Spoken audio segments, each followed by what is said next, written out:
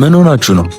በረኪና እኮ ገዝተህ ስትመጣ ራስን እንዳትጎዳ ፈርተን እኮ ነው። ምልሽ አናዬ ለምን ዳግም እንላይ ብለሽ ፕራንክ አታረጊው?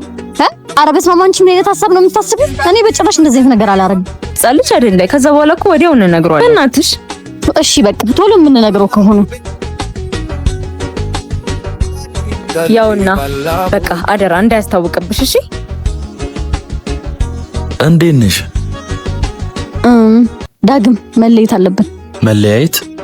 ምን ነው? በቃ የኔና ያንተ ግንኙነት እዚህ ጋር ቢበቃ ይሻላል። ምንም እየተግባባን አይደለም። አልተግባባንም? እንደዛ ከሆነ የሚሰማሽ ደስ እንዳለሽ መለያየት እንችላለን። እንዴ ዚዙሽ የሚገቁ ወይኔ አየሽ፣ እንደ ቀልድ ማለት ነው። በቃ ሌላ ፊት አለሽ ማለት ነው። ነይ አሁን እንከተለው።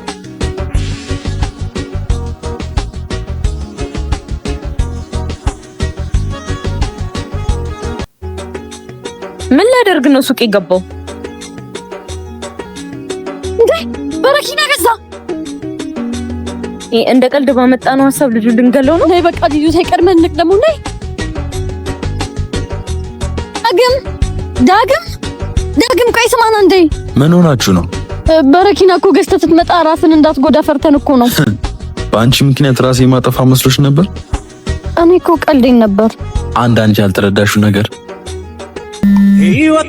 ከማንም በላይ ስኬቴን ቁጭ ብላ የምትጠባበቅ እናት እያለችኝ እንደዚህ አይነት የሞኝ ስራ አልሰራም።